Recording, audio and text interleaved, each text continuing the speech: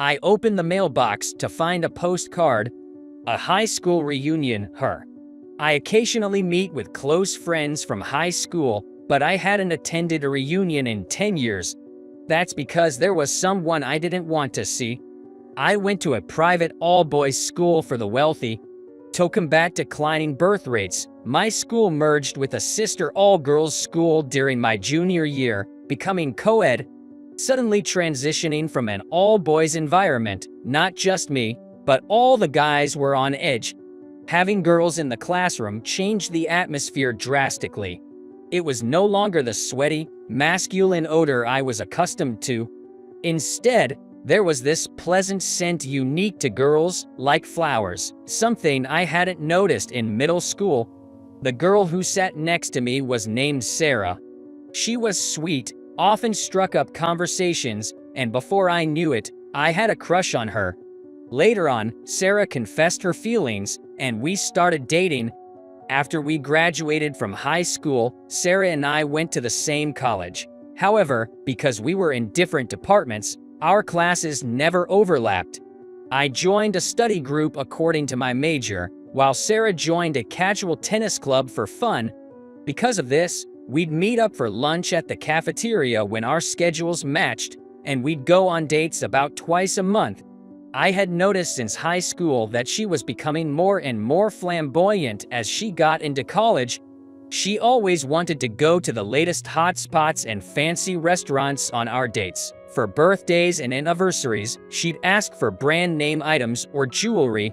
Busy with my studies, I juggled multiple part-time jobs to try and meet her demands. Friends who saw me like this warned, "William, do you think she's just using you? I feel like Sarah just sees you as a cash cow." While I had a growing suspicion about this as our relationship progressed, a part of me didn't want to accept it. I'd defend her by saying, "She has many good qualities too," and continued our relationship. On our third anniversary of dating, I had made reservations at an upscale restaurant because she begged me to. "Hey, William, we've been together for 3 years. I'd like you to introduce me to your parents." Although we're still college students and not considering marriage, I thought it might be a good idea to introduce her. So, I promised to take her to my home the following weekend. The day I introduced Sarah to my parents, as soon as she saw my family's home, she whispered, "What the?" and stood still. "Come on in," I urged her, and, with some hesitation, she stepped inside. Rather than a look of nervousness, a look of disgust appeared on her face. My parents welcomed her with open arms and tried to strike up various conversations, but Sarah seemed displeased the entire time. "You're always welcome back," said my mom with a warm smile. Just a few steps away, she quickly turned around and shouted, "What's with that dump? And your dad, isn't he just some regular guy at a company I've never even heard of? I thought that all-boys school was all rich kids. What's the deal?" With feeling disappointed by Sarah revealing her true colors, I explained, "I got a scholarship for that all-boys school, so I pretty much attended for free. By the way, I've got a few scholarships in college too. So, my family isn't rich." Upon hearing that, Sarah was furious. "What? I feel deceived. If I'd known you were this broke, I wouldn't have dated you." I watched in shock as an indignant she stormed off.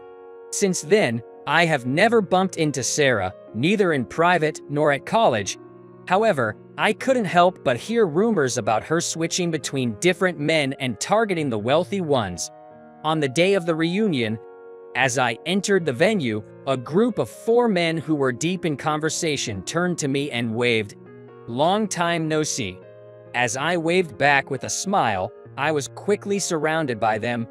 "William, finally feel like coming to a reunion, huh?" "Everyone's here today. We're gonna party hard." "William, you better join in." They chimed in together, and I responded with a wry smile, "All right, all right."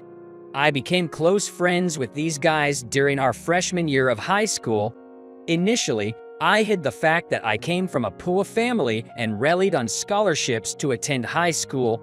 I thought if kids from wealthy families found out at such a school, I'd be bullied. However, Even after they learned the truth, their attitudes towards me never changed. On the contrary, they'd say things like, "William, getting a scholarship is impressive. You must be really smart. And while I'm just mooching off my family, you're not burdening yours. That's commendable." I felt blessed to have such good friends. It was them who advised me to break up with Sarah. I regretted not listening more to their advice when she dumped me. We picked up our drinks, shared updates about our lives, and reminisced about high school and college. It felt like we were back in our student days when we were engrossed in old stories. We used to see each other all the time until college, hanging out and drinking, but as we got jobs, our lives became busy and our meetups became less frequent. Is this the first time we've all been together since Kyle's wedding? I asked, trying to recall, and Ethan made a mock grumpy face. Ethan has been my best buddy since high school. Just so you know, you're the one who's been missing. You should show up once in a while. He draped an arm around my shoulders and gave a light clap. Sorry. I've just been staying at home a lot. That's when a chuckle echoed from behind. No way, a jobless dude. I mean, coming to a reunion dressed so casually, you do look broke. Turning to the familiar voice, there stood Sarah, decked out in branded attire with flashy makeup, looking down on me condescendingly. Being jobless after college, such a loser.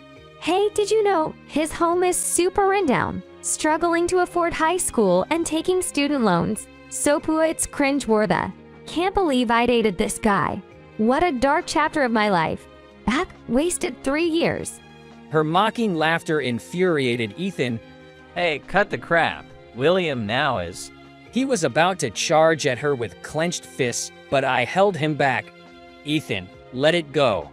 I intervened, and Ethan shot her a resentful glare before looking away. She was momentarily taken aback when she thought she was about to be hit, but she quickly returned to her previous insolent attitude. Why don't you losers just stick together? I'm going to be grabbing happiness unlike you guys. She smirked, then rushed over to a man holding a big bag with a brand logo on it. She still seems to be boy hunting even at this age. The good times flew by, and it was almost time to wrap up the reunion. Who should take care of the bill? Why not leave it to the organizer? Ethan, how much per person? Hearing these comments from the classmates, Ethan made a sour face. I like organizing events, but I'm not great at collecting money. I chuckled and called out to him, "Well, I'll take care of it then." I didn't do anything to help with the reunion. As I was walking through the venue asking a staff member for the bill, Sarah came over again. There's no way someone unemployed like you can afford the reunion fees, right? Can't borrow money since your family is broke too, right? Trying to play the cashier to cover your own costs. Pathetic. Keep ignoring her. She shot me a sour look. Hey, don't ignore me. So annoying. Just then, a staff member came over to me with the receipt. Seeing that, the rest of the classmates flocked over. Oh, the bill's here. Everyone pay William. Hey, how much is it? I took the receipt from the staff member and checked the amount. It's surprisingly affordable. Well then, I'll cover the bill for this one. Pulling out a credit card from my pocket, I placed it on the tray. Suddenly, the whole venue started buzzing. Wait, isn't that a black card? And it's a centurion. Seriously? It's my first time seeing a real one. What I had presented was the Centurion card, a credit card known to be held only by the very wealthy, even among the elite black cards.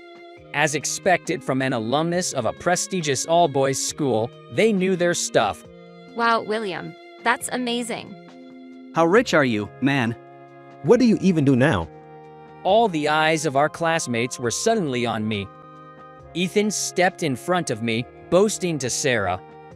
He started an IT-related company while in college, and he's been raking in a significant amount working from home. He's on a different level than us. I nudged the brooding Ethan. What's the heir to the massive Johnson Real Estate, which has branches not just here, but overseas talking about? Ethan shot me a displeased look. I'm just a vice president for now. I've still got a long way to reach CEO level like you. Not just Ethan, but the other 3 guys were also heirs to big corporations and some of my top clients. I never imagined my school friends would become my business partners as adults. Sarah was shaking, staring at me in disbelief. Leaving the venue, she rushed after me in a panic. Hey, wait a minute. Please, I need to talk. Her demeanor had shifted dramatically, now portraying the innocent and endearing heroine. After we broke up, William, you never reached out.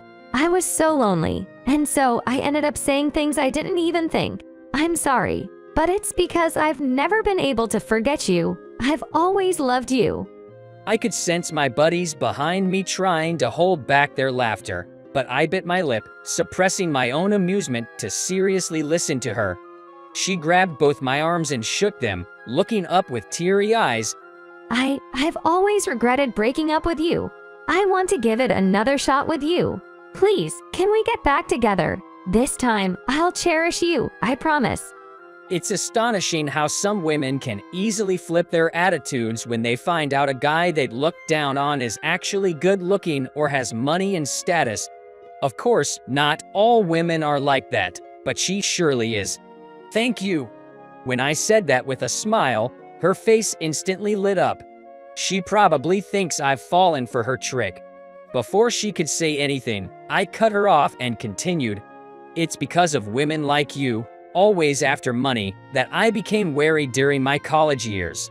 Even after achieving success, I've been cautious of women drawn to me for my wealth and status. I've never been taken in. And that's all thanks to your rotten character. Seriously, thank you. I'm truly grateful. As soon as I finished, my 4 buddies behind me couldn't hold back and burst into laughter. That was a bit much.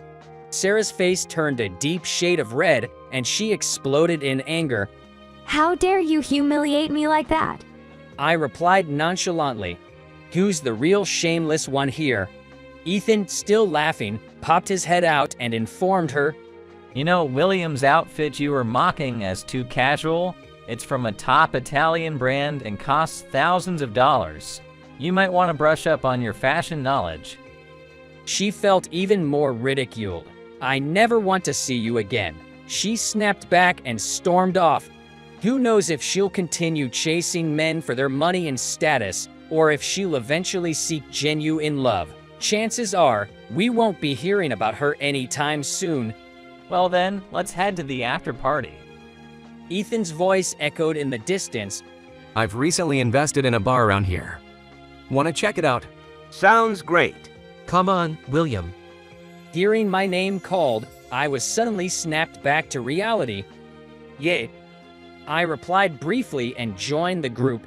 Thinking back to high school, even when they knew I was poor, they remained friends. Even now, as they've become successful and wealthy, their bond hasn't changed. It warms my heart to think of such unwavering friendship. Gotta make sure I cherish moments like this and not get too wrapped up in the hustle. With those thoughts, I walked toward the bar with them,